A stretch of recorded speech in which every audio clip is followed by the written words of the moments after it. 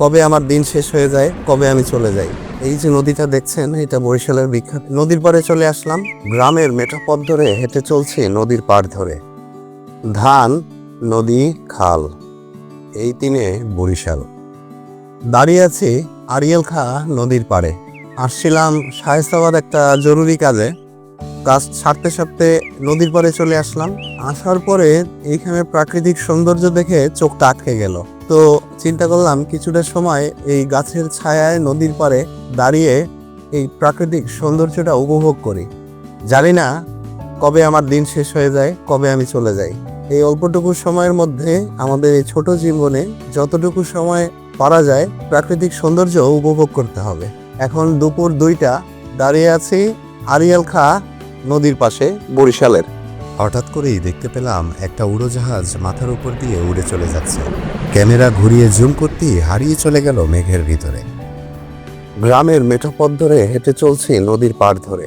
এই যে নদীটা দেখছেন, এটা বরিশালের বিখ্যাত আড়িয়াল খাঁ নদী। নদীর পাড়ে আমার বরাবরই ভালো লাগে। আরও যদি হয় এরকম মেঠো পথ গাছের ছায়ায় ঢাকা, তাহলে তো কথাই নেই। হাঁটছি আর হাঁটছি, ইচ্ছে হচ্ছে হেঁটেই চলি। গাছের ছায়ায় সেই রৌদ্র থেকে ক্লান্তি দূর হচ্ছে।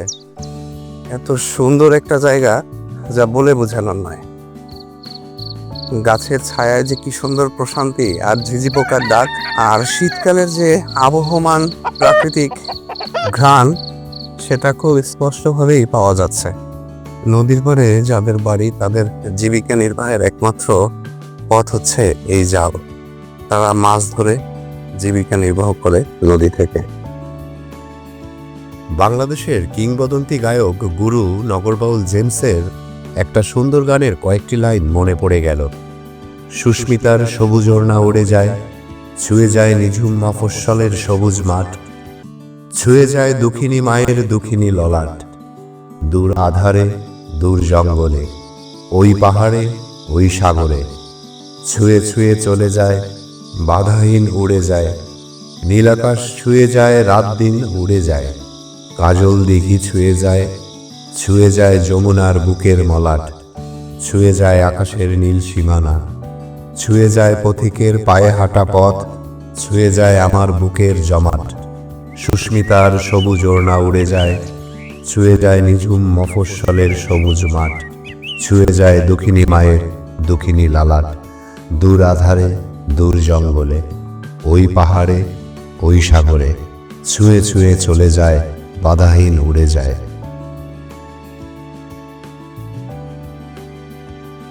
দুপুরের তপ্ত রোদে, গরমের মধ্যে নদীর পাড় ধরে হাঁটতে হাঁটতে চোখ আটকে গেল সুন্দর একটি বট গাছের নিচে। কি সুন্দর শীতল ছায়া এই বট গাছ। এখানে সুন্দর আবার একটি টং দোকান আছে, করা হয়েছে আলোকসজ্জার ব্যবস্থা। সন্ধ্যায় এখানে আলো জ্বালিয়ে দেয়, নিয়ন বাতিতের ভরে ওঠে এই বট গাছের নিচে মুখরিত গল্পে। গ্রামের লোকজন এখানে আসে, এই বট গাছের নিচে বসে, তারা এখানে নাস্তা করে, চা খায়। খুব সুন্দর একটা জায়গা।